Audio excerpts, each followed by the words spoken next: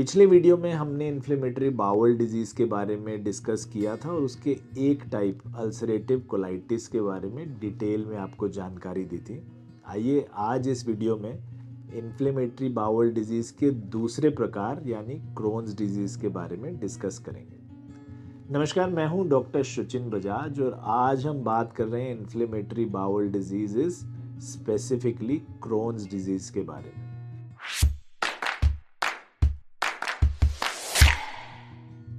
पिछले वीडियो में जैसा कि हमने बताया, अल्सरेटिव कोलाइटिस सिर्फ आपकी लार्ज इंटेस्टाइन को अफेक्ट करता है, लेकिन क्रोन्स डिजीज़ एक ऐसी बीमारी है जो आपके आंत, पेट, मुंह किसी भी जगह पर अफेक्ट कर सकता है और बुरी तरह आपको प्रताड़ित कर सकता है।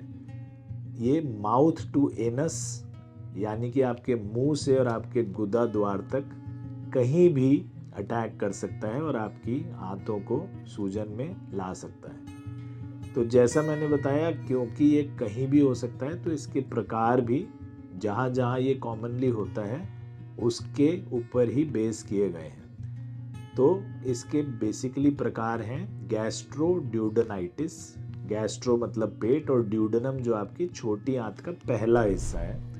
तो गैस्ट्रोड्यूडेनाइटिस यानी कि इन दो जगह पर अगर आपको क्रोन्स डिजीज़ है तो उसको ये वाला दर्जा दिया जाता है।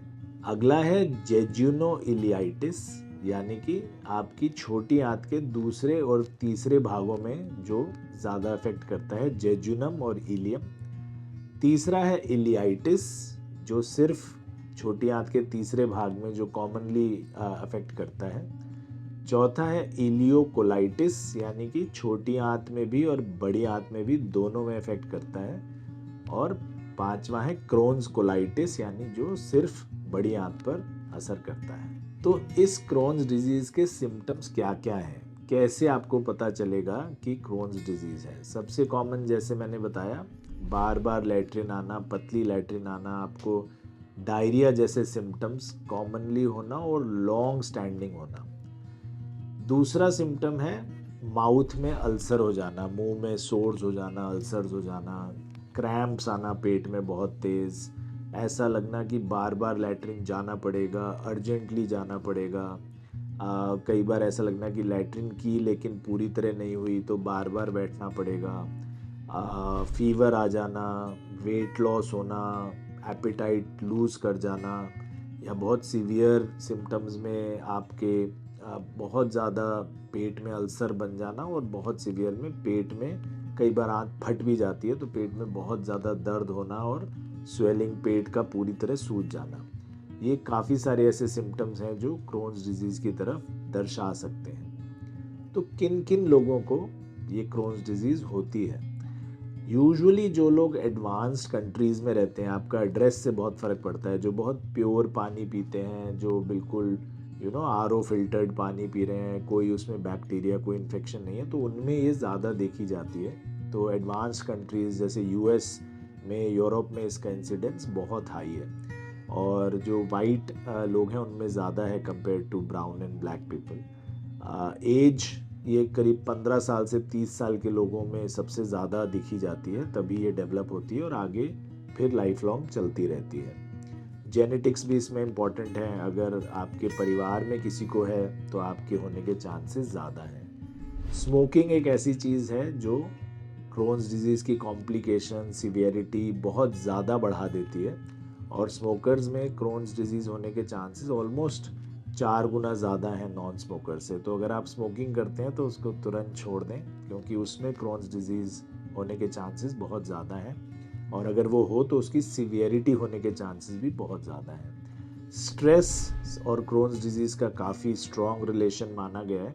तो अगर आप बहुत स्ट्रेसफुल जॉब्स में हैं या स्ट्रेसफुल इन्वायरमेंट में रहते हैं या फैमिली रिलेशनशिप स्ट्रेस है तो उससे भी आपके क्रोन्स डिजीज़ होने के चांसेस कई गुना ज़्यादा बढ़ जाते हैं। तो इसका पता कैसे लगाया जाता है?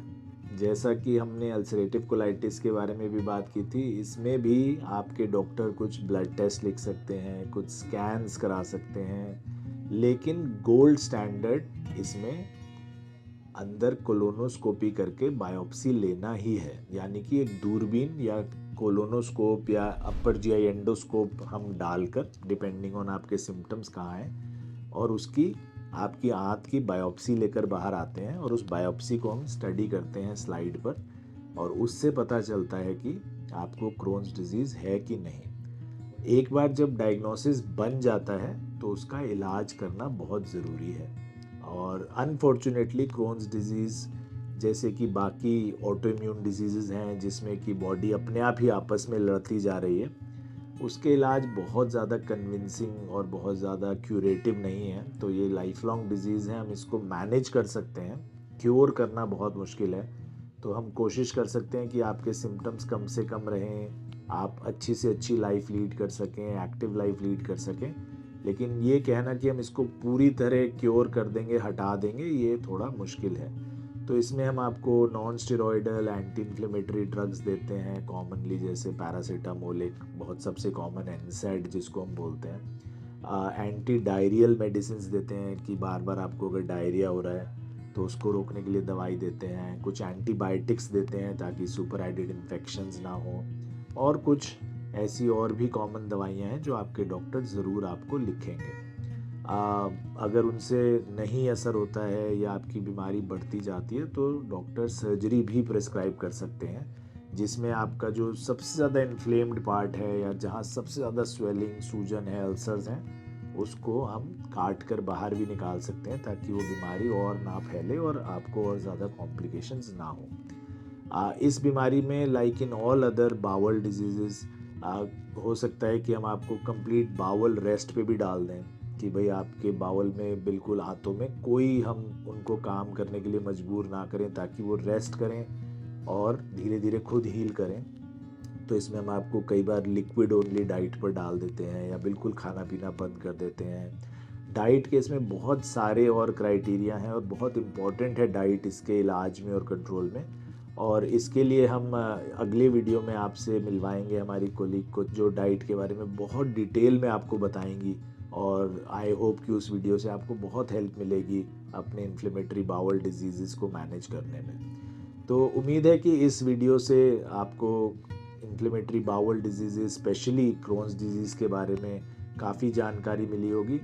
लेकिन जैसा मैंने पहले भी पिछले वीडियो में भी बताया, ये कॉम्प्लिकेटेड बीमारियां हैं, थोड़ा मुश्किल है इनको समझना। तो आई एम श्योर आपके बहुत सारे सवाल होंगे इस बारे में।